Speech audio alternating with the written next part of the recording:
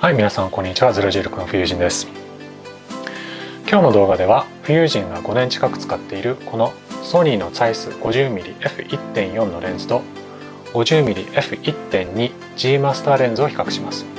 買うとしたらどちらのレンズを買うべきなのか、ビルドクオリティとパフォーマンス、そしてコストの観点から比較していきたいと思います。ぜひ最後までご覧ください。Alright, let's get started.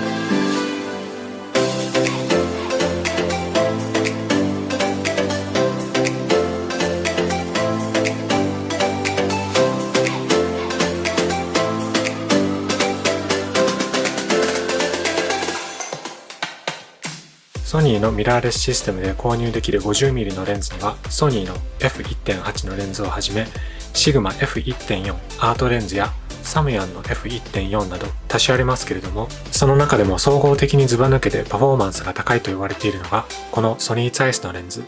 別名をソニーzeissプレーナー T50mmF1.4 のレンズです。冬人もこのレンズが発売されてから少し後に中古として購入しましたが、この5年間ずっと愛用してきました。このレンズの高い解像力と描写力がすごい好きで、ここ数年で撮った冬写真の 75% はこのレンズを使っています。そんな中、ソニーが今年の5月にこちらの新しいレンズ 50mmF1.2G マスターレンズを発売。F1.4 のzeiss版より3分の1段階明るい F1.2 のレンズです。このレンズ、現在かなりの人気があるらしく、ソニーの売上予想を大幅に上回って在庫切れが続いています。ソニーストアで購入しても出荷予定目安が10月上旬と入手するまでかなり待たないといけない状態です。冬人も購入から約2ヶ月ほど待ってようやく届きました。早速このレンズを使い始めましたが、かなりのハイパフォーマンスで大変満足しています。しかし気になるのはzeissと G マスター、どっちのレンズがより優れているのか。ソニーのユーザーがこれから 50mm のレンズを買うとしたらどちらのレンズを買うべきなのか。すでにzeiss版を持っているとしたら G マスターにアップグレードするべきなのか。ビルドクオリティ、パフォーマンス、そしてコストの観点から細かく検証してみましょう。まずはビルドクオリティから。外見で言うとzeissと G マスターは共通点がいくつかあります。両方とも重量が 778g、フィルターサイズは 72mm、縦の長さはどちらも 108mm となっていますが、最大径は G マスターレンズの方が 3.5mm 大きいようです。zeissも G マスターも防塵・防滴仕様となっています。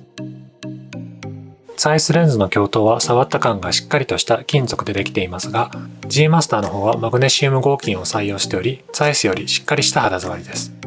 個人的にはレンズを誤って落としたりぶつけたりしたとしても G マスターレンズの方が削れたりひびが入りにくいような気がします。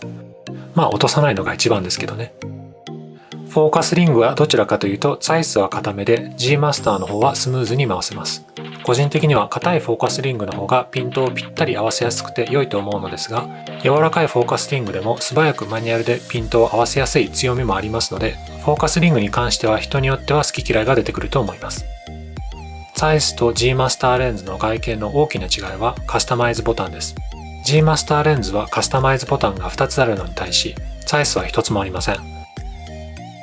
このボタンはいろんな機能と切り替えができます。冬人はこのボタンを瞳 AF に設定していてかなり重宝しています。AF、MF スイッチはどちらのレンズにもあります。ソニーが出すレンズではもう約束と言っても良い絞りリングはどちらのレンズにもついています。この絞りリングがいるのかいらないのかは賛否両論ですが、冬人はよく使うレンズの外部機能です。また横にあるクリックボタンをオフにすることで絞り値をスムーズに変化することができます。オンにするとリングを回すときにクリック音とクリクリ感が出るので、どのくらい絞りを動かしているのか体で体感できます。このクリックをオンにしたときにzeissと G マスターレンズの間に違いがあります。G マスターレンズの場合動きが硬くクリック音も明確に聞こえますが、zeissレンズの場合動きが若干鈍く感じてクリック感も小さく少し頼りなく聞こえてしまいます。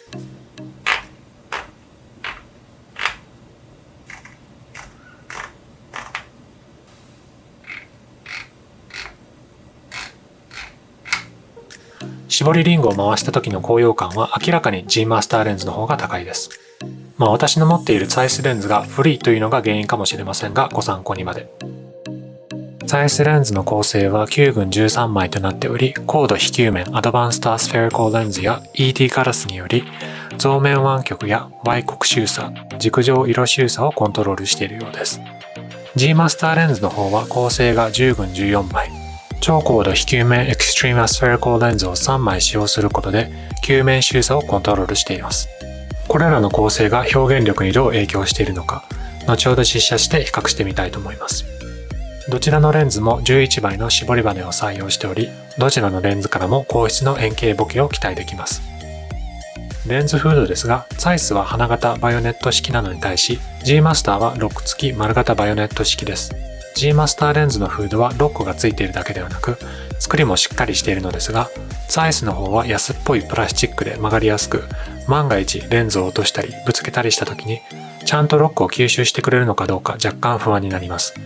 これはザイスレンズのちょっと残念なところです。悪くないフードなのですが、しっかりした G マスターレンズのと比べると劣っているように見えるのは否めないです。先ほど言ったようにビルドクオリティの観点からは、両レンズ共通点がたくさんあるのですが、マグネシウム合金を採用した G マスターの鏡頭、カスタマイズボタン、クリック音が明確な絞りリング、そしてしっかりしているレンズフードのことを考えると G マスターの方が優れていると思います。また両レンズとも全く同じ重さですが、G マスターレンズは絞り値が F1.2 であるにもかかわらず F1.4 であるザイスレンズと同じ重さというのは軽量化に関して大変優れていると思います。なので軽量化されているのも G マスターレンズの強みだと思います。このようにビルドクオリティでは明らかに G マスターレンズの方が格上のように見えますが、パフォーマンスの方ではどうでしょうか。まずはおそらくほとんどの皆さんが気になっているレンズの解像度から検証しましょう。両レンズともこのソニー α7R4 につけて比較してみました。で、先に言っておきますが、どちらのレンズもこのソニー α7R4 に最適なレンズです。ザイスも G マスターも6100万画素のポテンシャルを十分に活かすことができていて、十分通用するレンズだと思います。あとテストしているうちに両レンズとも焦点距離が 50mm なのにもかかわらず、G マスターレンズの方がザイスよりも画角が若干広いことが分かりました。ザイス版が焦点距離を切り捨てて製品登録したのか、それとも G マスターの方が焦点距離を切り上げて製品登録したのか、どちらなのかは分かりません。画角の違いは検証に大きく影響するものではありませんが、比較する際に G マスターレンズの方が画角が若干広いということだけ頭の隅に置いていただければと思います。That being said, let's take a closer look. では2つのレンズの解像度を比較します。写真のセンターのあたりの解像度と隅のあたりの解像度の両方にて F 値を少しずつ上げながら検証します。まずは写真のセンターら辺を比較します。左が G マスター、右がザイスの写真です。開放の F1.2 と F1.4 を比べると G マスターレンズの絵がシャープに見えるのに対し、ザイスはそれに比べると少しシャープさが劣っているのがわかります。しかし F2.0 にまで絞るとザイスレンズの解像度が G マスターレンズに追いついて F2.8 以上だと見分けがつかないくらいの鮮明さになります。両レンズとも解像度が高いのは F5.6 から F8.0 あたり。解説減少で F11 あたりから解像度が減少し始めます。続いて写真の隅のあたりを比較します。開放の F1.2 と F1.4 ではザイスの方が若干シャープに見えますが、 G マスターレンズを F1.4 に絞ると同じぐらいの解像度になります。さらに F2.0 に絞るとザイスを超えて G マスターレンズの方がシャープになります。そして F4.0 までその状態がキープされます。F5.6 まで絞ると両レンズとも同じぐらいの鮮明さになります。そして F11 ぐらいから両レンズとも解説減少で鮮明さが減少し始めます。総合的に見て明らかに G マスターレンズの方がザイスより解像度のパフォーマンスが高いと思います。ただしこれらの検証はライトルームで 200% のズームをしていますので、 SNS や Web 上に投稿する際そこまでの差は見えてこないと思います。しかしより高い解像度を求めるのなら G マスターレンズの方がおすすめです。続いて色周差を検証しましょう。パッと見ザイスも G マスターもうまくコントロールしているように見えますが、どちらかというと G マスターの方がうまく抑え込めているように見えます。とは言っても色周差はある程度撮影後に修正できますし、ザイスをこの5年間使ってて色収差で困ったことはなかったので、両レンズとも色収差に関しては好成績だと思います。次にオートフォーカスを検証します。まずはオートフォーカスのスピードです。どちらのオートフォーカスも速いのですが、G マスターレンズの方がためらわず素早くピントを合わせてくれました。ザイスのレンズはスーパーソニックウェーブモーターというかっこいい名前のフォーカスモーターを採用していますが、G マスターレンズは最新技術の XD リニアモーターを搭載しており、高速、高精度かつ静粛にオートフォーカスを駆動すると言われていて、期待通りのパフォーマンスを見せてくれました。それに比べ、ザイスのオートフォーカスパフォーマンスはなんとなくぎこちなく、G マスターレンズの方が自信を持って素早くピント合わせができるかと思います。ちなみに G マスターレンズのオートフォーカスはほぼ音がしませんでしたが、ザイスの方からは雑音が少し聞こえてきました。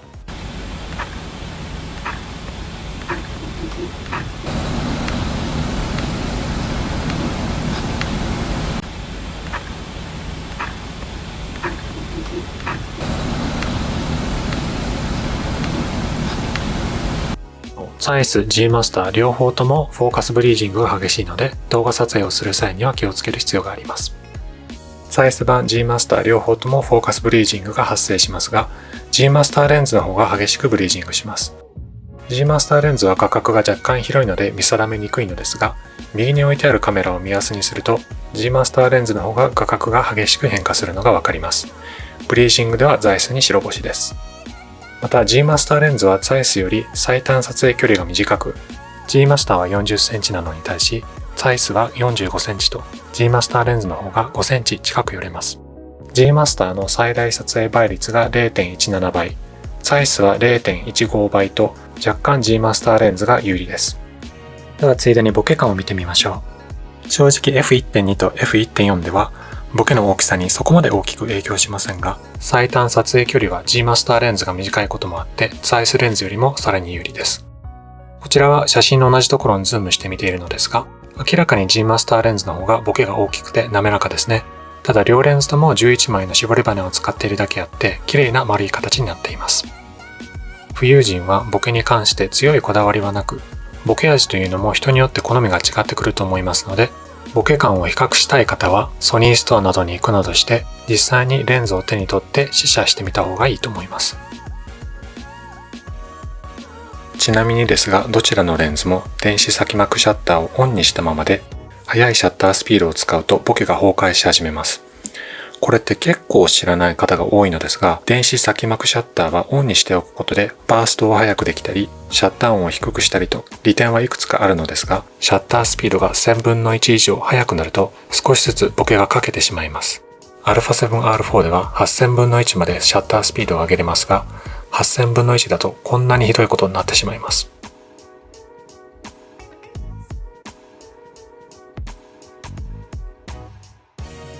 この問題は電子先膜シャッターをオフにすれば解決します。ですのでボケ感を気にされる方は電子先膜シャッターをオフにするのを忘れないようご注意ください。先ほど両レンズの解像度を比較した時にお気づきになった方もいるかもしれませんが、実は G マスターレンズは同じ F 値でもザイスより明るく映ります。開放から F16 まで G マスターレンズはザイスレンズより 0.1 から 0.2 段階ほど明るいことが分かりました。つまり T ストップまた T 値は G マスターレンズの方が低いということです。ほんのわずかな差ではありますが、速いシャッタースピードをよく使う浮遊人にとって光の透過能力が高い G マスターレンズはとても魅力的です。フレアとゴーストも検証してみましょう。完璧ではないですが、どちらもゴーストをある程度コントロールできていると思います。フレアに関しては G マスターがザイスよりうまく防げていると思います。浮遊人は表現の一つとしてわざとフレアとゴーストを写真に取り入れることがありますので、これらに関して浮遊人はあまり気にしませんが、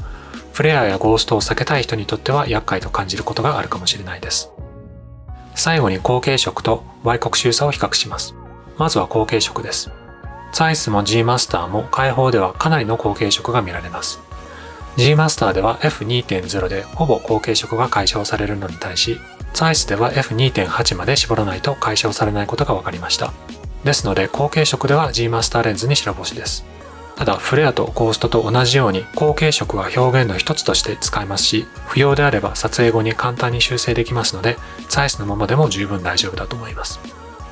歪曲周差はどちらのレンズでもある程度起こっていますが、ほとんど気づかない程度に起こっているだけで、必要であれば簡単に撮影後に修正が可能です。検証した結果、総合的に G マスターレンズの方がパフォーマンスが上だと思います。サイズ版はブリージング、歪曲周差、また色周差では G マスターより劣ってはいませんが、オートフォーカスや解像度、高系色などでは G マスターの方が上だと思います。また F1.2 と F1.4 によるボケにはそこまでの差はないものの、最短撮影距離を組み合わせることでボケに大きな差が出ます。なので G マスターレンズの方が少し格上なのかなと思います。なのでビルドクオリティと同じくパフォーマンス面でも G マスターレンズの方が優れていると結論できると思います。さて、いよいよコストの話です。どちらのレンズも決して安くはありません。ビルドクオリティやパフォーマンスで G マスターの方が格上でも、コストパフォーマンスがもし良くなければサイスの方が魅力的ですよね。繰り返しますが、フィユージンはサイスのレンズを5年近く使っていて、α7R4 の高画素数にも十分ついていけるレンズだと思います。しかし G マスターレンズのコストパフォーマンスがもし良ければ G マスターに乗り換えるのが妥当ですよね。G マスターレンズの希望小売価格は 27.9 万円、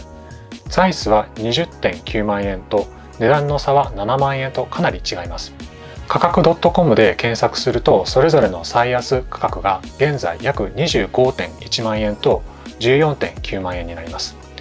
ザイス版は古いモデルなので発売時期よりも値段が少し下がっています。となるとこの2つのレンズの差額が約 10.3 万円ということになります。今日の動画では様々な観点から G マスターレンズの方が格上という結論に至りました。その2つのレンズのクオリティの差の価値が 10.2 万円以上であると感じる方は G マスターレンズを買って良いと思います。ただそのクオリティの差の価値が 10.2 万円もないと感じる方はサイズ版で十分満足できると思います。富裕人の場合は乗り換えというシチュエーションにおりますので考え方が少し違います。